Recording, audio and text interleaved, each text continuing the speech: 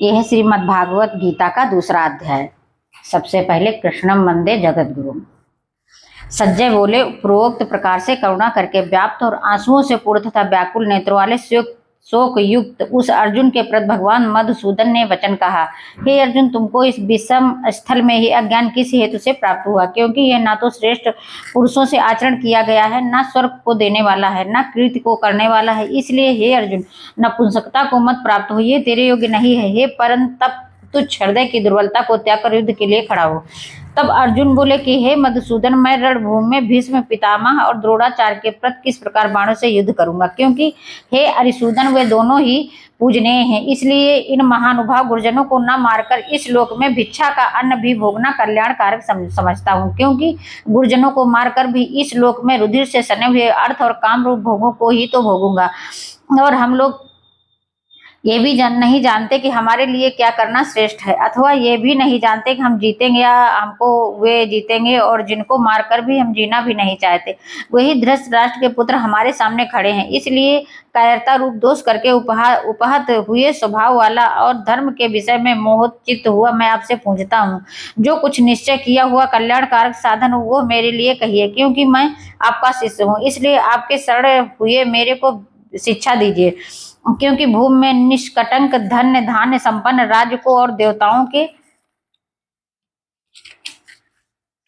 स्वामी पने को प्राप्त होकर भी मैं उस उपाय को नहीं देखता हूँ जो कि मेरी इंद्रियों के सुखाने वाले शोक को दूर कर सके। संजय बोले, हे राजन, निद्रा को जीतने वाले अर्जुन अंतर्यामी श्री कृष्ण महाराज के प्रति इस प्रकार कहकर फिर श्री गोविंद भगवान से युद्ध नहीं करूंगा, ऐसे स्पष्ट कहकर चुप हो गए।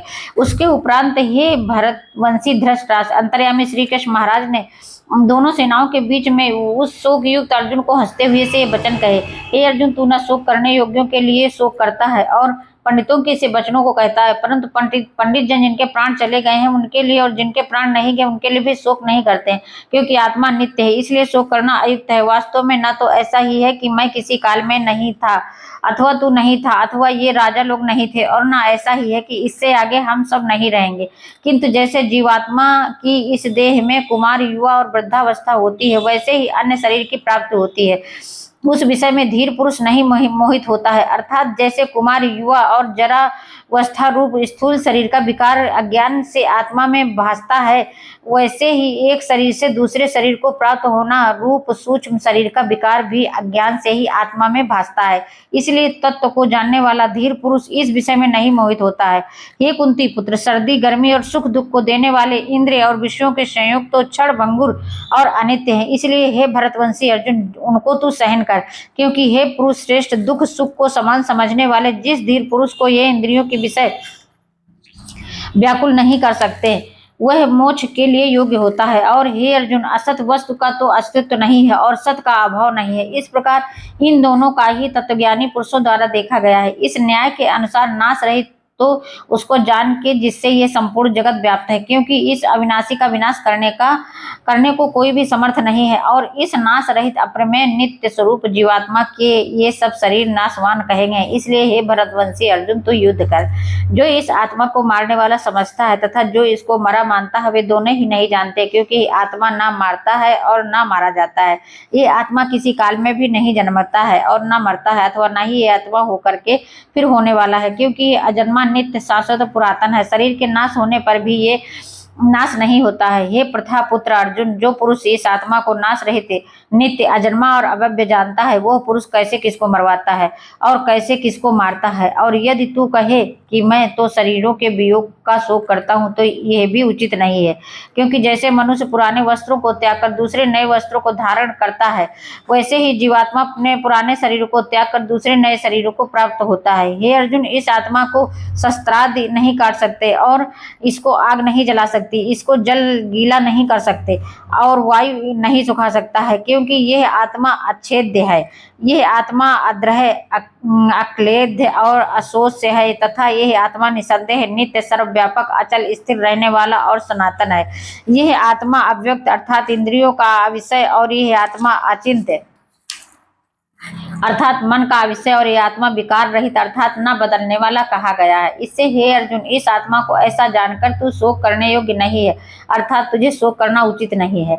यदि तू इसको सदा अजन्मे और सदा मरने वाला माने तो भी हे अर्जुन इस प्रकार शोक करने को योग्य नहीं है, क्योंकि ऐसा होने से तो जन्मने वाले की निश्चित मृत्यु और मारने वाले का निश्चित निश्चित जन्म होना सिद्ध हुआ। इससे भी तू इस बिना उपाय वाले विषय में शोक करने के योग्य नहीं है। ये भीष्मादि को के शरीर मायामय होने से अनंत है, इससे शरीर के लिए भी शोक करना उचित नहीं है, क्योंकि हे अर्जुन संपूर्ण प्राणी जन्म से पहले बिना शरीर वाले और मरने के बाद भी बिना शरीर वाले ही हैं, केवल बीच में ही शरीर वाले प्रतीत होते हैं।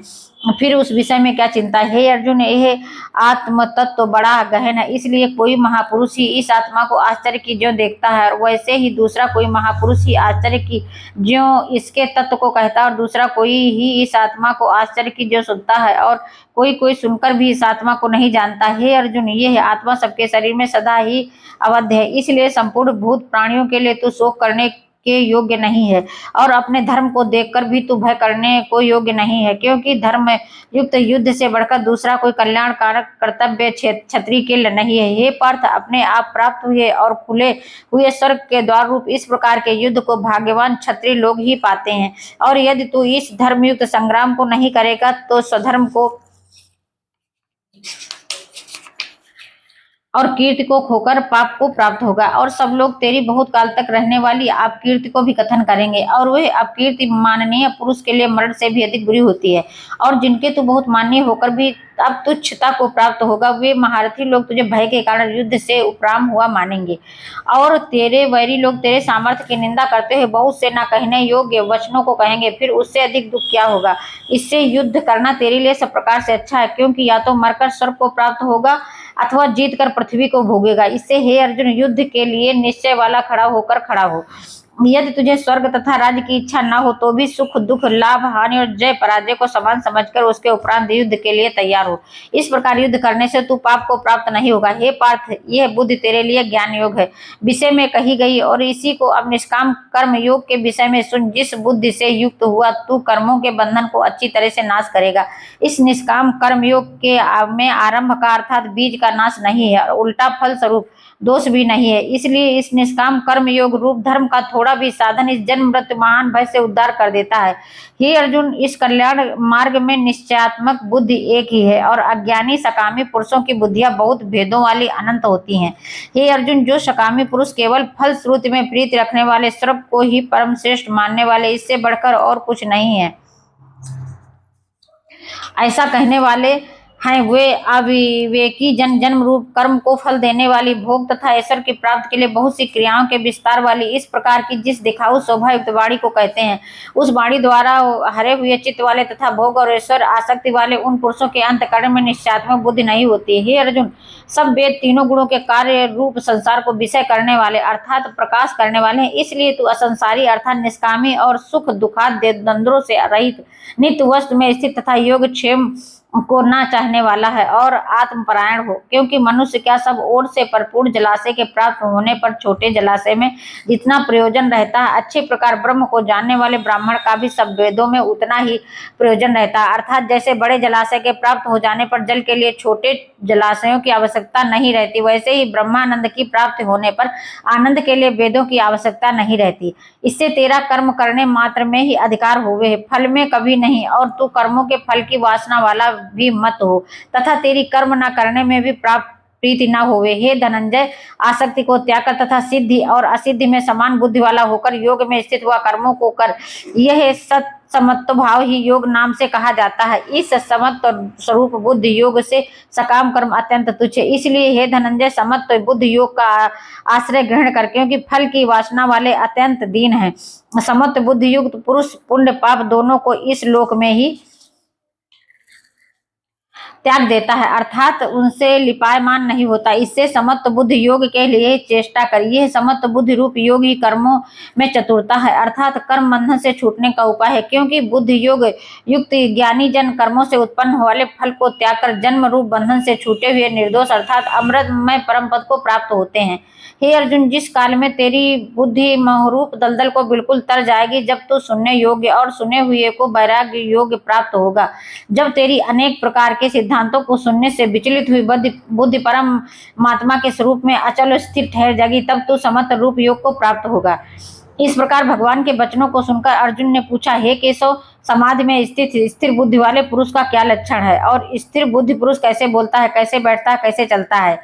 उसके उपरांत श्री कृष्ण महाराज बोले, हे अर्जुन, जिस काल में हे पुरुष मन में स्थित संपूर्ण कामनाओं को त्याग देता है, उस काल में आत्मा से ही आत्मा में संतुष्ट हुआ स्थिर बुद्धि वाला कहा जाता है तथा दुखों की प्राप्ति में उद्वेग रहित है। मन जिसका और सुखों की प्राप्ति में दूर हो गई, स्पृहा जिसकी तथा नष्ट हो गए राग भय और क्रोध जिसके, ऐसा मन स्थिर बुद्धि कहा जाता है। जो पुरुष सर्वत्र स्नेह रहित हुआ उन शुभ तथा अशुभ वस्तुओं को प्राप्त होकर न प्रसन्न होता है और न द्वेष करता है, उसकी बुद्धि स्थिर है। और कछुआ अपने अंगों को जैसे समेट लेता है, वैसे ही ये पुरुष जब सब ओर से अपनी इंद्रियों को इंद्रियों के विषयों से समेट लेता है, तब उसकी बुद्धि स्थिर होती है। यद्यपि ज्ञानियों के द्वारा विषयों को न ग्रहण करने वाले पुरुष के भी केवल विषय तो निर्विद्ध हो जाते हैं, परंतु राग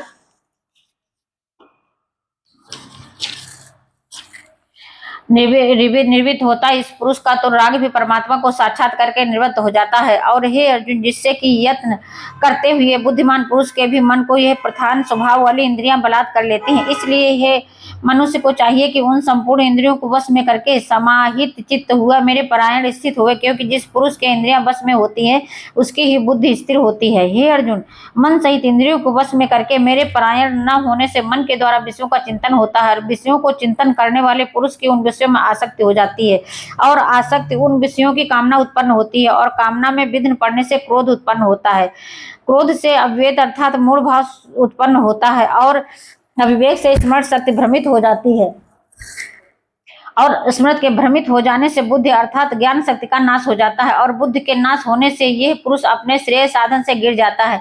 परंतु स्वाधीन अंतकरण वाला पुरुष राग द्वेष से रहित अपने वश में की हुई इंद्रियों द्वारा विषयों को भोगता हुआ अंतकरण की प्रसन्नता अर्थात स्वच्छता को प्राप्त होता है।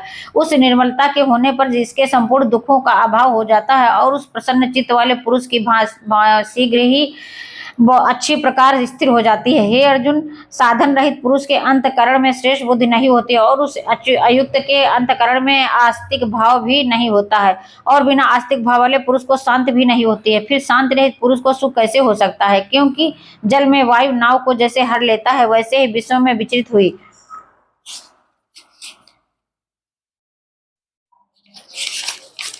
इंद्रियों के बीच में जिस इंद्रिय के साथ मन रहता है, वो एक ही इंद्रिय इस अयुक्त पुरुष की बुद्धि को हरण कर लेती है।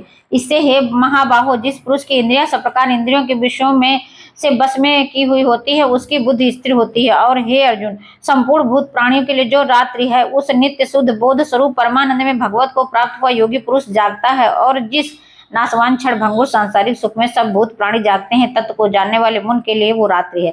जैसे सब ओर से परिपूर्ण अचल प्रतिष्ठा वाले समुद्र के प्रति नाना नदियों के जल उसको चलायमान न करते हुए ही समा जाते हैं, वैसे ही जिस स्थिर बुद्धि पुरुष के प्रति संपूर्ण भोग किसी प्रकार का विकार उत्पन्न किए बिना ही समा जाते हैं, वह पुरुष परम शांति को प्राप्त होता है, न कि भोगों को चाहने वाला। क्योंकि जो पुरुष संपूर्ण कामनाओं को त्याग कर ममता रहित और अहंकार रहित, स्पृहा रहित और बर्तता रहित है, वो शांति को प्राप्त होता है। हे अर्जुन, ये ब्रह्मा को प्राप्त हुए पुरुष की स्थिति है। इसको प्राप्त होकर योगी कभी मोहित नहीं होता है और अंतकाल में भी इस निष्ठा में स्थित होकर ब्रह्मानंद को प्राप्त हो जाता है। दूसरा अध्याय समाप्त हुआ।